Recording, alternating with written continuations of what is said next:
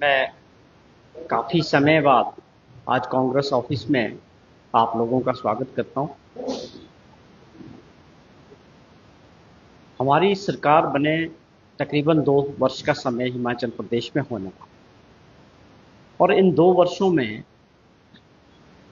जहां से हमारी सरकार को मिला था और किन हालात में अर्थव्यवस्था की क्या हालत थी, खजाने की क्या हालत थी, उसके बाद 2 वर्षों में 2 बजट पेश किए माननीय मुख्यमंत्री जी ने, और उन्होंने एक अपना मन साफ कर दिया था कि हमारा सबसे पहला जो काम होगा प्रदेश की अर्थव्यवस्था को ठीक करना, आर्थिक स्थिति को ठीक करना। जो हमारे ऊपर ये कर्जों का बोझ था बहुत बड़ा, और उसके अलावा जो बहुत सारी और लाइबिलिटीज थी सरकारी कर्मचारियों की या पेंशनर्स की, जो पिछली सरकार छोड़ के गई, तो हमारी सरकार ने और माननीय मुख्यमंत्री जी ने उसको देखते हुए बहुत अच्छे फैसले और कड़े फैसले भी लिए, जिसके परिणाम आज सामने आए और अर्थव्यवस्था में सुधार भी हुआ। पहले वर्ष में, एक वर्ष में हमने 2200 करोड़ रुपए का एडिशनल रेवेन्यू जनरेट किया, और उस पैसे को लोगों के विकास के लिए गांव में लगा भी पाए, और ये प्रक्रिया आगे चलती जा रही है। और हमें उम्मीद है कि इसके जो परिणाम हैं अगले 4 वर्षों में हिमाचल प्रदेश आर्थिक स्थिति पर मजबूत होगा। ऐसी उम्मीद के साथ हमारी सरकार काम करेगी। आज मेरा जो एक आप लोगों से मिलने का सबसे इम्पोर्टेंट जो मुद्दा था, वो इस बात को लेके था कि हिमाचल प्रदेश को लेके और हमारी सरकार को लेके बार बार एक दुष्प्रचार देश के अंदर किया जाना है। पिछले दिनों हरियाणा का चुनाव था, जम्मू कश्मीर का चुनाव था।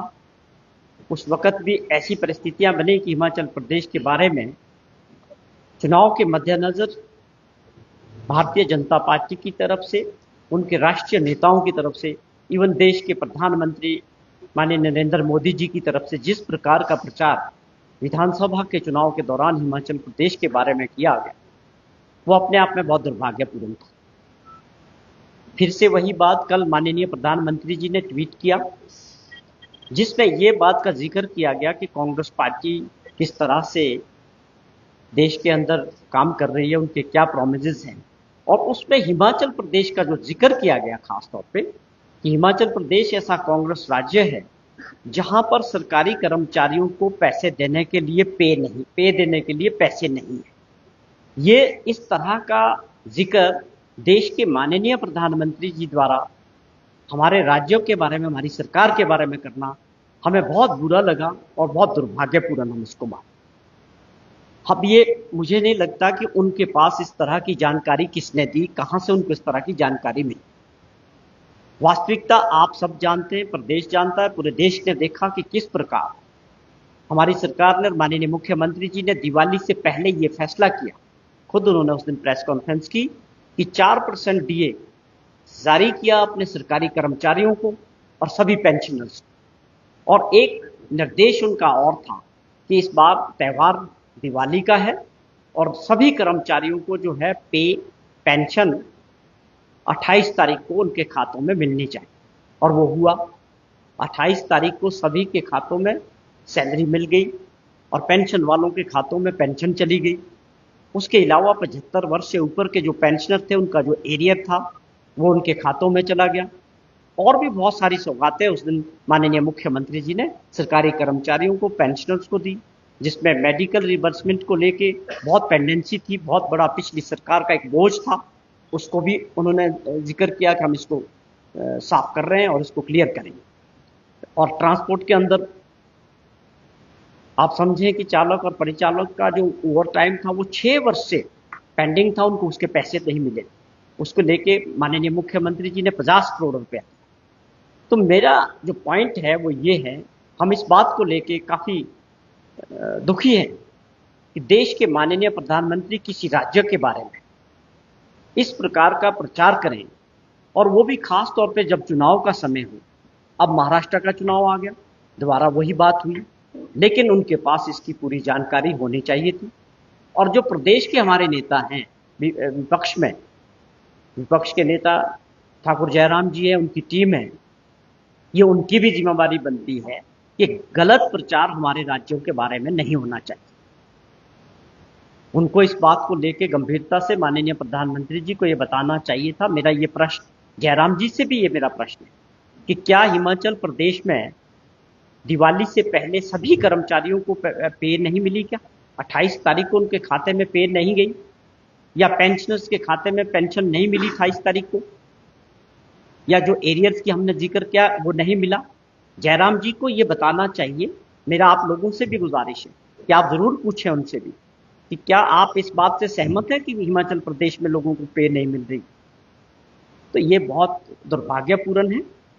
फेडरल सिस्टम में प्रधानमंत्री जी हमारे भी हैं, सभी देशवासियों के प्रधानमंत्री हैं। मेरा उनसे भी ये गुजारिश रहेगा कि आप इस तरह से किसी भी राज्य के प्रति, वहां सरकार किसी भी पार्टी की हो, ऐसा प्रचार चुनाव के मद्देनजर वोट के नजरिए से नहीं होना चाहिए। अगर किसी राज्य की ऐसी परिस्थिति है भी, तो भी ये भारत सरकार का फर्ज बनता है कि उनको बेल आउट करे, उनकी मदद करे।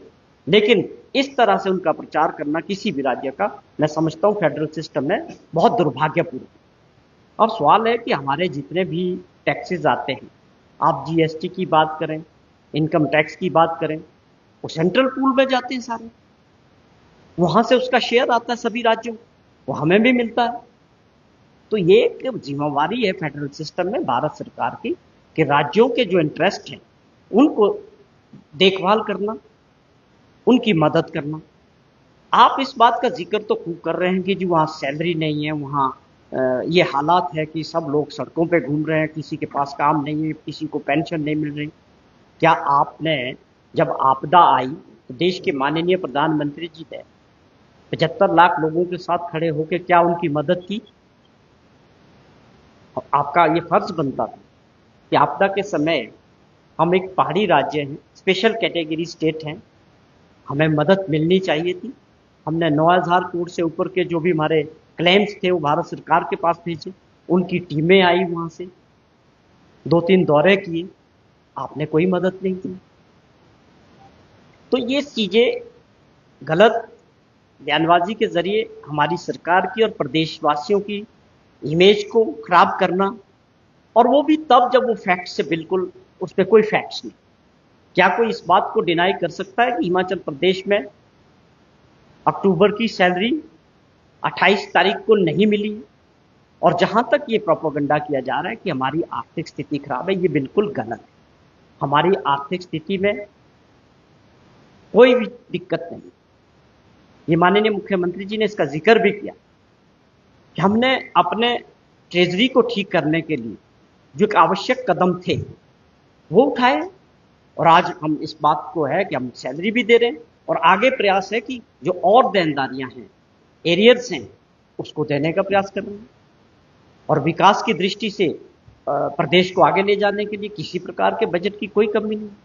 और मैं हैरान इस बात का हूं कि हमने विधानसभा के अंदर 58,000 करोड़ रुपए का बजट पेश किया और बजट पास किया। जो इस बात को समझता है कि जब बजट में सारा जिक्र है 24,000 करोड़ रुपए की साल की हमारे ऊपर सरकारी कर्मचारी और पेंशनर्स की जो देनदारियां बनती है एक साल के अंदर, उसमें बजट में उसका जिक्र, वो बजट पे पास हुआ। किस तरह से, किस आधार पे हरियाणा के अंदर भी भाजपा के बड़े नेताओं ने और खास तौर पे देश के माननीय प्रधानमंत्री जी ने इस बात का जिक्र किया कि हम कोई दिवालिया थोड़ी हो गए हिमाचल प्रदेश। हमने बजट पास किया, उसमें प्रोविजंस है, हमारे पास रेवेन्यू आ रहा है, हमारा शेयर्स आ रहा है, वैट का आ रहा है, लोगों से आ रहा है, हर तरह से आ रहा है। तो ये वोट की राजनीति के लिए खास तौर पे जब देश के प्रधानमंत्री जी जिक्र करते हैं कि वन नेशन वन चुनाव की बात करते हैं, और जब वास्तविकता उससे भिन्न है। अब आप देखें, जम्मू कश्मीर का, हरियाणा का, या दिल्ली की बात करें, या महाराष्ट्र की, या झारखंड की बात करें, ये सभी राज्यों के चुनाव हमारे हिसाब से जो पहले होता रहा, इलेक्शन कमीशन 6 महीने के अंदर जो भी चुनाव होता है जिस भी राज्यों का, उसको हमेशा क्लब करता है और इकट्ठे चुनाव कराता है। ये पहली बार ये देखने को मिला कि अलग अलग राज्यों के 6 महीने के अंदर वाले चुनाव को भी अलग अलग समय में किया जाए। तो एक तरफ आप कहते हो कि एक नेशन होगा, एक चुनाव होगा, 6 राज्यों के चुनाव आप तीन समय में करेंगे, तो ये अपने आप में ये दर्शाता है, जो संस्थाएं हैं लोकतंत्र की सबसे बड़ी ताकत है, इंस्टीट्यूशंस हैं, वो अपने विवेक से काम नहीं कर पा रहे हैं या दबाव में काम करते हैं, जो अपने आप एक लोकतंत्र के लिए बहुत गलत परंपरा है। मैं समझता हूं लोकतंत्र की तो ताकत ही, जो संस्थाएं हैं वो लोकतंत्र की ताकत है। तो ये हमारा ये था कि हमारी किसी तरह की, हमने सरकार बनी, जिन गारंटियों का जिक्र किया, हमारी सरकार में आते ही उन गारंटियों पे काम किया। 2 वर्ष के अंदर 5 गारंटियों पे हमारी सरकार ने काम, जिसमें सबसे पहला काम था ओपीएस लागू करना। पूरे देश के अंदर हम पहला राज्य बने। आज हिमाचल प्रदेश पहला राज्य है जो दूध का जो है मिनिमम सपोर्ट प्राइस देने वाला। और आप देखें, आप लोगों ने इस बात को कवर भी किया कि 15 से 20 रुपए लीटर जो है दूध की कीमतें बढ़ाई गई। ये बड़े फैसले हुए हैं। आज हमारी सरकार का, माननीय मुख्यमंत्री जी का पूरा फोकस है कि हम ग्रामीण अर्थव्यवस्था को मजबूत करें। ऐसे फैसले हमारी सरकार ले रही है कि जिससे लोग जो गांव में रहते हैं, 70% अभी भी प्रदेश की आबादी गांव में रहती है। हमारी सरकार के प्रयास है कि हम उनको वहीं मजबूत करें, जिससे लोग वहां से माइग्रेट करके रोजगार के लिए शहरों की तरफ ना आए। और इसी प्रयास में हमारी मुख्यमंत्री जी ने अभी 3-4 दिन पहले आपने देखा कि किस प्रकार एक सरकार आपके दरबार प्रोग्राम के तहत डोडरा-क्वार में वो गए। वो पहले ऐसे मुख्यमंत्री बने जिन्होंने ऐसे क्षेत्र में जाके लोगों के बीच रात गुजारी, और पूरे उनके साथ सरकारी जो ऑफिसर्स थे सब साथ थे। वहां पर जाके कि किस प्रकार की समस्याएं लोगों की है उसको जानने का प्रयास किया, और उन समस्याओं का क्या समाधान होना चाहिए। या हमने 2 वर्षों में जो फैसले किए, जो फैसले हम ले रहे हैं, वो जमीनी स्तर तक कहां तक पहुंच रहे हैं। ये सारी चीजें एक नया प्रयास, और उसी तरह कांग्रेस के जो कैबिनेट के और मिनिस्टर्स हैं वो भी गांव में लोगों के बीच जाए। तो ये अच्छे प्रयास है इनकी। मुझे लगता है कि विपक्ष के नेता को भी मैं पूछना चाहता हूं, जयराम जी को, क्या ये योजनाएं आपको अच्छी नहीं लगती कि जब सरकार लोगों के बीच जाए, ऐसी जगह जहां कोई मुख्यमंत्री ने आज तक कभी रात ना गुजारी हो। तो ये प्रयास है हमारी सरकार के कि आने वाले समय में विकास की दृष्टि से भी, और मुख्यमंत्री जी ने इस बात का जिक्र भी किया कि हमारा आने वाला जो बजट है उसको बनाने के लिए वो किस तरह का होना चाहिए, उसमें लोगों की भागीदारी कैसी होगी, गांव में रहने वाले हर वर्ग की, उसको एक बेस देने के लिए भी एक प्रोग्राम को ये आगे बढ़ाया जाना है। बजट जो आएगा आगे उसमें उन चीजों को दर्शाएगा कि लोग किन क्षेत्रों में कैसे लोगों के लिए बजट बनाया जाए जहां पर वो उनके लिए उसका फायदा हो। तो ये इस तरह के प्रयास से मैं समझता हूं, ये जो व्यवस्था बदलने की बात हो रही थी, व्यवस्था परिवर्तन की बात हो रही थी, ये वो चीजें हैं जो उसमें साफ तौर पर दिखता है कि ये व्यवस्थाएं जो चली आ रही थी उसमें जो बदलाव किए जा रहे हैं वो सामने, आप लोगों के सामने, प्रदेशवासियों के सामने। जो लोग वोट की राजनीति के लिए हिमाचल प्रदेश को वोट करते हैं बार बार गलत तरीके से, गलत जानकारी के आधार पे, मैं उनको ये भी बताना चाहता हूं कि जब हिमाचल प्रदेश को सरकार को कराने का ऑपरेशन लोटस हुआ, उसके बाद हिमाचल प्रदेश के लोगों ने दोबारा 40 विधायक कांग्रेस पार्टी के किए, आशीर्वाद दिया। तो प्रदेश की जनता क्या चाहती कि कांग्रेस की सरकार सुखविंदर सिंह सुक्खू जी की अध्यक्षता में आगे काम करे, लोगों की सेवा करे। मैं समझता हूं लोकतंत्र में लोगों की भावनाओं का कदर होना चाहिए, उस बात का भी जिक्र होना चाहिए कि आप लोगों ने क्या प्रयास किए, धन बल के जरिए, एजेंसीज के जरिए सरकार गिराने का प्रयास किया, लेकिन उसके बावजूद लोगों ने जो है कांग्रेस पार्टी को 40 के नंबर पे दोबारा बिठाया। तो ये बातें हैं जो अपने आप में बहुत गंभीर है। और मैंने जो जिक्र किया था कि गारंटियां हमारी 5 गारंटियों पे 1500 रुपया महिलाओं को इंदिरा गांधी सम्मान निधि की योजनाओं का मिल रहा है। उसको अभी डोडरा-क्वार में गए, वहां पर आप लोगों ने देखा कि जितने भी महिला थे उनको 1 साल का पूरा पैसा वो मिला। उससे पहले 2,71,000 ऐसी महिलाएं थी जिनको 1100 मिलता था उसको 1500 किया। तो ये योजनाएं आगे बढ़ रही है। मुझे समझ नहीं आता कि विपक्ष के नेताओं को, विपक्ष के लोगों को केवल एक विरोध करने की बीमारी लगी कि विपक्ष का काम केवल विरोध करने का नहीं होना चाहिए, सकारात्मक विरोध होना चाहिए। प्रदेश के विकास के लिए, प्रदेश के हित के लिए विपक्ष को भी साथ होना चाहिए। उनके कोई सुझाव आएंगे, जयराम जी की कोई चिट्ठी आएगी माननीय मुख्यमंत्री जी को, उसमें प्रदेश हित में अच्छे सुझाव होंगे, उसका स्वागत किया जाएगा। पर ऐसा 2 वर्ष में हुआ नहीं कि कोई सुझाव आया हो जनता के हित में। तो मैं समझता हूं कि एक सकारात्मक राजनीति होगी जिससे प्रदेश का विकास हो, और हम उसके लिए सभी, चाहे विपक्ष में लोग हैं, सत्ता पक्ष में लोग हैं, चाहे वो मीडिया के लोग हैं, चाहे वो प्रदेशवासी हैं, अगर हमें हिमाचल प्रदेश को आर्थिक स्थिति से मजबूत करना है आने वाले पीढ़ियों के लिए, तो ये बड़ा जरूरी है कि उसमें सब लोगों का सहयोग होना बहुत जरूरी है। धन्यवाद। आप कुछ पूछना चाहें?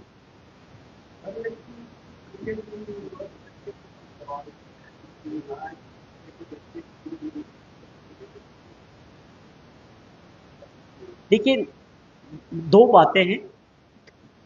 पहली बात है, देश के प्रधानमंत्री सबके लिए सम्मानित होते हैं। हम भी यही उम्मीद करते हैं कि उनके पास जो जानकारी है वो सही होनी चाहिए। प्रधानमंत्री जब जिस चीज को बोले वो फैक्ट्स पे आधारित होनी चाहिए।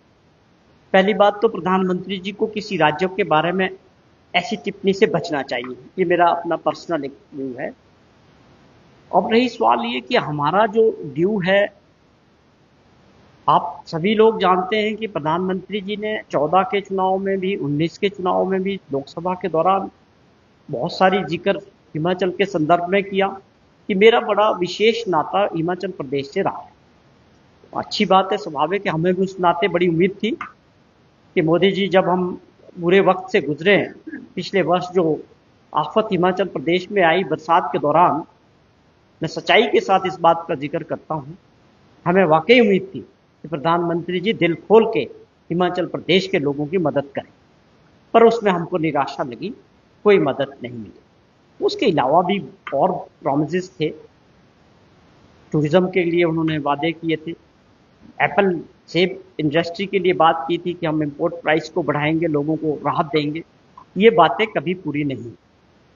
तो अब आप केवल चुनाव के मद्देनजर, महाराष्ट्र का या झारखंड का चुनाव है, मुझे लगता है महाराष्ट्र में बदलाव का माहौल है और उसको प्रधानमंत्री जी ने शायद भांप लिया है। इसीलिए बार बार वो कांग्रेस को कोसने का और कांग्रेस के नेताओं को कोसने का मौका नहीं छोड़ रहे। लेकिन सच्चाई ये है कि जो लोग लोकसभा के दौरान 400 प्लस की बात कर रहे थे, देश की जनता ने उनको 240 पे रोक दिया। तो जनता की जो ताकत है लोकतंत्र में, उसको लोग समझते हैं, और यही चीज मुझे महाराष्ट्र के अंदर भी लग रही है। इसीलिए वो इस बात का जिक्र करते हैं।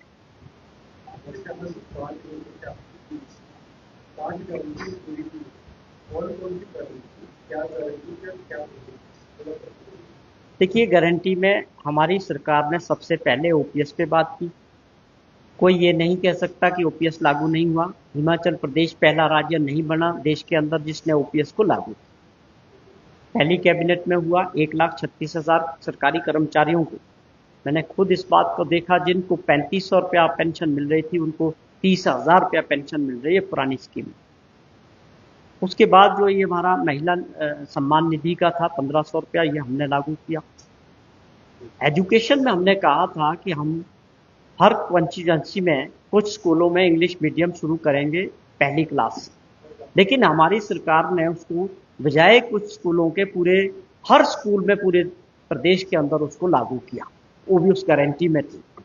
उसके अलावा उसमें Rajiv Gandhi day boarding school की बात थी, वो काफ़ी हद तक आगे बढ़े हैं और कई जगह कंस्ट्रक्शन तक पहुंच गए हैं, ज़मीनें एक्वायर कर चुके हैं। बहुत एक आप समझें कि ऐसे स्कूल हम बनाने जा रहे हैं कि जो एक सरकारी स्कूल में पढ़ने वाले, या आप समझे प्राइवेट स्कूल में, पब्लिक स्कूल में या कॉन्वेंट स्कूल में पढ़ने वाले बच्चों में जो एक कॉम्प्लेक्स था, उसको ख़त्म करने के लिए हमारी सरकार ने बड़े बहुत अच्छे स्कूल बनाने की जो ये योजना शुरू की है, ये ज़मीनी स्तर पे उतरी।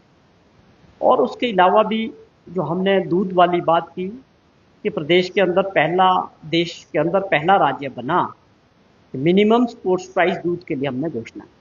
आप और हम सब ने देखा कि दूध का कीमत जब बढ़ती थी तो 50 पैसे 1 रुपए लीटर बढ़ाया जाता।